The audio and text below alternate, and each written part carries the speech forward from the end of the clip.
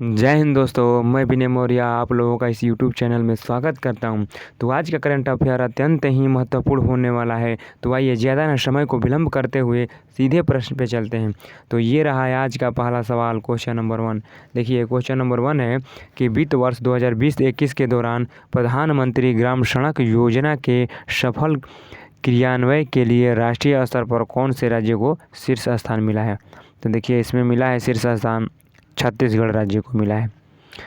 प्रधानमंत्री ग्राम सड़क योजना, प्रधानमंत्री ग्राम सड़क योजना की शुरुआत कब हुई थी? तो देखिए इसकी शुरुआत हुई थी 25 दिसंबर 2000 ईस्वी को इसकी शुरुआत हुई थी। देखिए 25 दिसंबर ही क्यों? देखिए क्योंकि इसी दिन सुशासन दिवस मनाया जाता है, गुड गवर्नेंस डे मनाया जाता है इसी दिन। क्यों मनाया जाता है? क्योंकि इसी दिन अटल बिहारी वाजपेयी जी का जन्म दिवस है, हैप्पी बर्थडे है। ठीक है, इसका प्रधानमंत्री ग्राम सड़क योजना का मुख्य उद्देश्य क्या है? देखिए इसका मुख्य उद्देश्य है कि 12 सड़कों का निर्माण करना ही इसका मुख्य उद्देश्य है। देखिए शीर्ष स्थान पे तो राज्य में तो छत्तीसगढ़ है। और अगर पूछा जाए आपसे कि बताइए भारत में ये शीर्ष स्थान पर जिला कौन है? प्रधानमंत्री ग्राम सड़क योजना के सफल क्रियान्वयन के लिए जिला कौन है पहले स्थान पर? तो जिला है उधमपुर, जो कि जम्मू कश्मीर में संबंधित है, जम्मू कश्मीर राज्य में स्थित है। देखिए छत्तीसगढ़ आया है तो छत्तीसगढ़ के बारे में जान लेते हैं। देखिए छत्तीसगढ़ की राजधानी है रायपुर, और रायपुर का नाम बदलकर अटल नगर कर दिया गया है। क्या कर दिया गया है? अटल नगर कर दिया गया है। देखिए यहाँ के सीएम है भूपेश बघेल जी सीएम है, और गवर्नर है अनुसुईया उइके जी। क्या है? यहाँ की गवर्नर है। देखिए छत्तीसगढ़ के खजुराहो भोरम देव मंदिर को कहा जाता है, और इंद्रावती नेशनल पार्क और अच्छा सर्वैव किस राज्य से संबंधित है? तो छत्तीसगढ़ राज्य से ही संबंधित है। तो आइए दोस्तों चलते हैं क्वेश्चन नंबर, देखिए अगले पर क्वेश्चन नंबर देखिए दूसरा है कि अमेरिका ने 11 सितंबर 2021 तक किस देश से अपने सभी सैनिकों को वापस बुलाने की घोषणा की है? तो देखिए ये है आपका अफगानिस्तान से ये सभी सैनिकों को वापस बुलाने की घोषणा की है। देखिए अफगानिस्तान में 2001 से ही वहाँ पे ये अमेरिका की सैनिक रह रही है। क्यों रह रही है? देखिए क्यों वहाँ पे रह रही थी? तो देखिए 11 सितंबर 2001 को वाशिंगटन में वर्ल्ड ट्रेड सेंटर और वर्ल्ड ट्रेड टावर पर आतंकी हमला किया गया था। कब किया गया था? तो 11 सितंबर 2001 को किया गया था। देखिए उसकी 20वीं वर्षी मनाई जाएगी अभी। तो इससे पहले अमेरिका ने अपने सभी सैनिकों को वर्तमान समय में अफगानिस्तान में लगभग 2500 सैनिक मौजूद है, और ये सभी सैनिकों को वहाँ से अपने देश बुलाने की घोषणा की है अमेरिका ने। देखिए अफगानिस्तान की राजधानी कहाँ है? तो अफगानिस्तान की राजधानी है काबुल। अफगानिस्तान की राजधानी है काबुल, और यहाँ की करेंसी क्या है? अफ़गानी। यहाँ की करेंसी है अफ़गानी। तो चलिए दोस्तों चलते हैं क्वेश्चन नंबर अगले पर। देखिए क्वेश्चन नंबर अगला है तीसरा कि हाल ही में किस मंत्री ने विश्व की पहली सबसे सस्ती और लंबे समय तक चलने वाली स्वच्छता उत्पाद ड्यूरोकिया सीरीज को किसने लॉन्च किया है? देखिए किसने लॉन्च किया है इसको? तो इसको लॉन्च किए हैं रमेश पोखरियाल निशंक जी ने इसको लॉन्च किया है। रमेश पोखरियाल निशंक जी ने इनको लॉन्च किया। ये रमेश पोखरियाल निशंक जी कौन है? तो ये हमारे केंद्रीय क्या है? एजुकेशन मिनिस्टर हैं, शिक्षा मंत्री हैं। देखिए इस उत्पाद को जो ये ड्यूरोकिया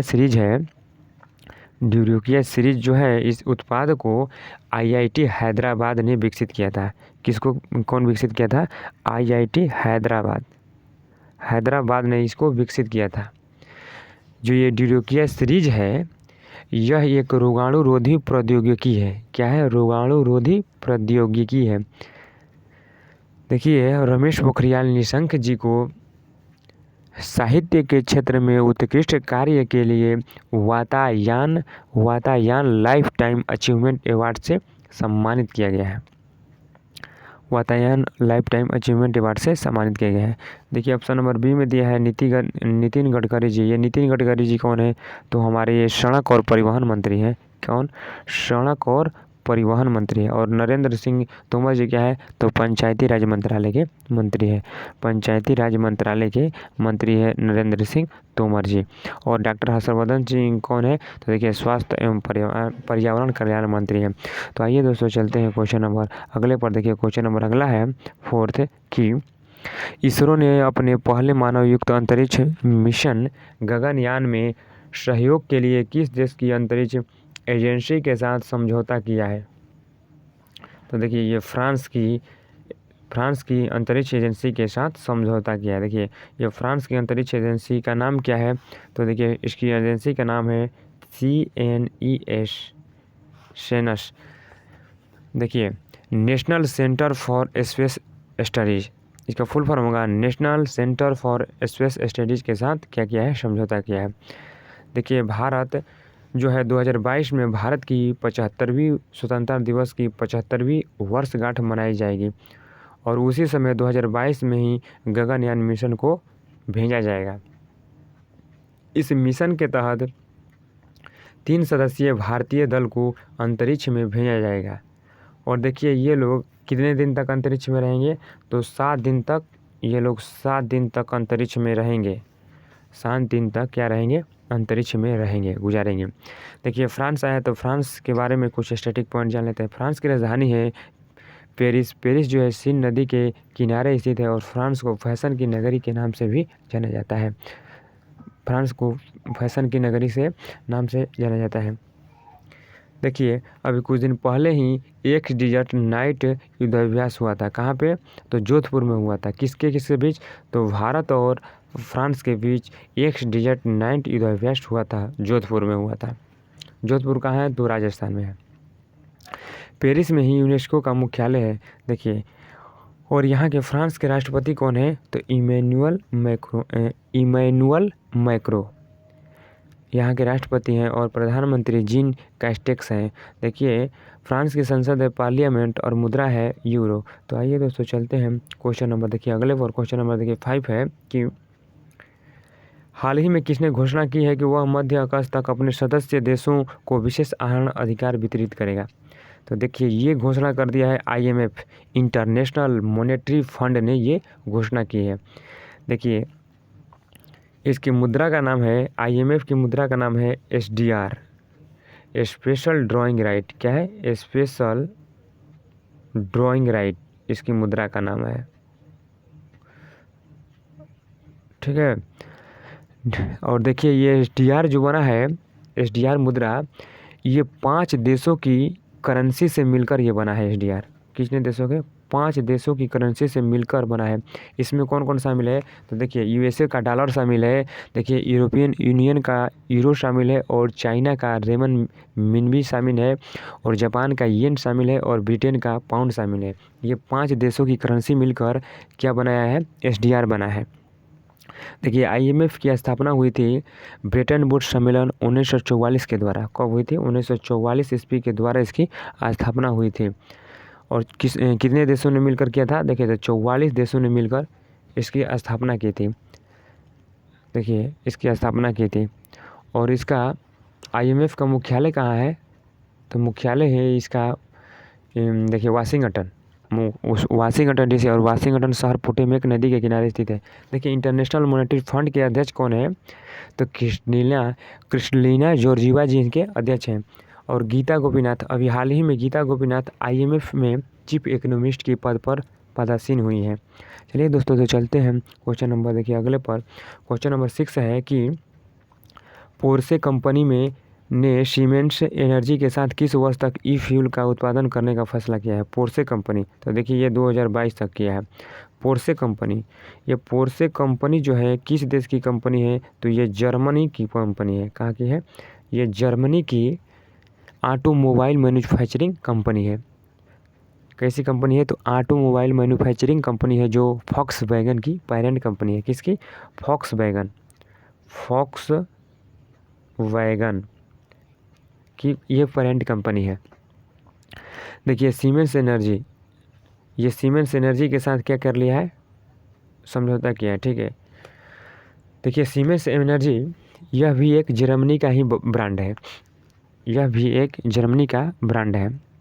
और एक प्रोजेक्ट के तहत ये समझौता किए हैं। देखिए इनका प्रोजेक्ट का नाम है क्या है, हारू ओनी प्रोजेक्ट। देखिए हारू-ओनी प्रोजेक्ट के तहत ये लोग दोनों लोग क्या किए हैं, समझौता किए हैं। और हारू-ओनी प्रोजेक्ट के तहत ई फ्यूल बनाया जाएगा।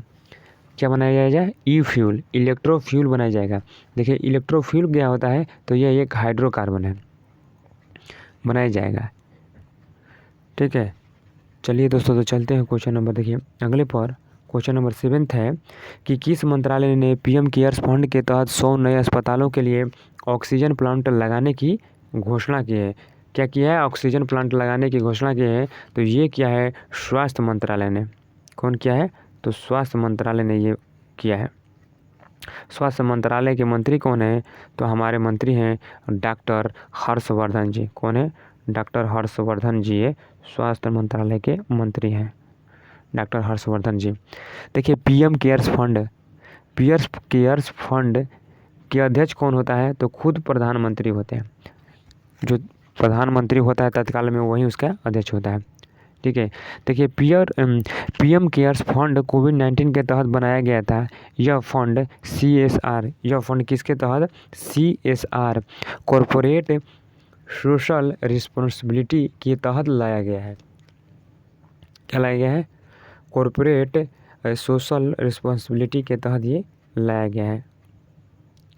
ठीक है, चलिए तो दोस्तों तो चलते हैं क्वेश्चन नंबर, देखिए अगले पर क्वेश्चन नंबर देखिए 8 है कि हाल ही में भीमराव अम्बेडकर के जीवन पर आधारित 4 पुस्तकों का विमोचन किया गया है। किसने किया है, तो देखिए ये नरेंद्र मोदी जी ने किया है। ये 4 पुस्तकों का विमोचन। ये देखिए ये 4 पुस्तक कौन कौन से हैं, तो देखिए ये 4 पुस्तक हैं। राष्ट्र दर्शन कौन है, पहला राष्ट्र दर्शन, दूसरा है जीवन दर्शन, तीसरा है जीवन दर्शन और तीसरा है व्यक्ति दर्शन और चौथा कौन है, आयाम दर्शन। और इसके लेखक कौन है, तो इसके लेखक हैं किशोर मकवाड़ा जी इसके लेखक हैं। देखिए भीमराव अम्बेडकर जी का जन्म हुआ था 14 अप्रैल 1891 ईस्वी मध्य प्रदेश, महू जिला के मध्य प्रदेश में इनका जन्म हुआ था। और देखिए भीमराव अम्बेडकर जी को संविधान सभा का जनक कहा जाता है। और देखिए भीमराव अम्बेडकर जी ने ही अनुच्छेद 32 को क्या बोला था, संविधान की आत्मा कहा था। देखिए हमारे संविधान को बनाने में 2 वर्ष 11 महीना और 18 दिन लगे थे। ठीक है, चलिए दोस्तों तो चलते हैं क्वेश्चन नंबर अगले पर। क्वेश्चन नंबर अगला है 9th नंबर है कि हाल ही में उड़ीसा सरकार ने किस शहर में एक जल अकादमी स्थापित करने का निर्णय लिया है। तो देखिए ये लिया है निर्णय भुवनेश्वर में। देखिए भुवनेश्वर में ये जल अकादमी स्थापित करने का निर्णय लिया है।